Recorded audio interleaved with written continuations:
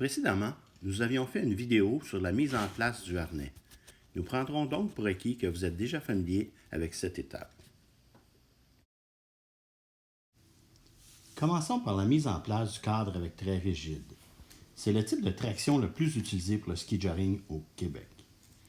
Lors du transport du cadre, il est préférable d'éviter de le tenir à la verticale. Ceci pourrait effrayer nos compagnons. Pour débuter, déposez le cadre ouvert derrière le cheval, approchez le trait rigide du cheval et attachez et détachez le mousqueton à quelques reprises. Lors de chacune des étapes, laissez le temps au cheval de s'habituer aux équipements. Certains chevaux n'auront aucune réaction, certains autres demanderont plus de temps. On peut aussi frotter le brancard aux fesses du cheval afin de le désensibiliser un peu plus. Mais surtout, ne brusquez pas les choses. Cela serait contre-productif. Une fois le brancard en place, il faut ajuster les guides. Pour ce faire, on attache les guides à la bride en passant d'abord par l'anneau d'attelle. Lors de l'ajustement de la longueur des guides, deux facteurs sont à retenir. 1. S'assurer que le brancard est en traction, sinon vos guides seront trop courtes. 2. S'assurer que votre cheval a tête droite vers l'avant, sinon vous aurez une guide plus longue que l'autre. Une fois ces deux points confirmés, tendre la guide afin d'être en contact avec la bouche du cheval sans faire de pression. Bloquez maintenant la guide à cette longueur à l'aide des boucles glissantes. Une fois en ski, si notre cheval se met en marche au commandement, mais s'arrête lorsque le brancard est en traction, il se peut que notre ajustement soit trop court. A l'inverse, si les manettes de contrôle sont toujours à la verticale, notre ajustement est possiblement trop long. Au cours des 2 derniers hivers, nous nous sommes inspirés de modèles d'équipements européens afin de développer des ensembles de ski joring à traits souples.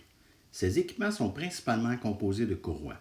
Ceci offre beaucoup plus de liberté dans les mouvements. Leurs utilisations s'apparentent beaucoup à la conduite longue reine. Voici un modèle avec palonnier et un modèle à manette. Mise en place des équipements à traits souples avec palonnier. Les étapes de mise en place sont relativement simples. Il suffit d'attacher le mousqueton du trait souple à l'anneau de traction du harnais. Par la suite, passez la guide dans l'anneau d'attelle et attachez-la à la bride. Attention de bien placer vos courroies et ne pas les emmêler. Suivant la norme européenne, la longueur des traits doit permettre un minimum de 40 cm entre la pointe des skis et l'arrière du cheval. Une fois la longueur des traits déterminée, ajustez les guides de sorte qu'elles seront tendues, sans créer de pression, avec la largeur d'une main au palonnier. Mise en place des équipements à traits souples avec manette. La mise en place des équipements à traits souples avec manette est très similaire à la méthode précédente.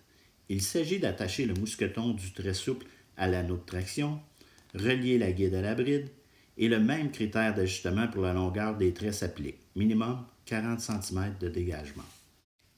En ce qui concerne la longueur des guides, il faut faire en sorte que la manette ou bâton de contrôle soit à la verticale en mode traction guide tendu, mais sans pression sur la bouche du cheval. En espérant que vous avez apprécié le présent vidéo, bon ski!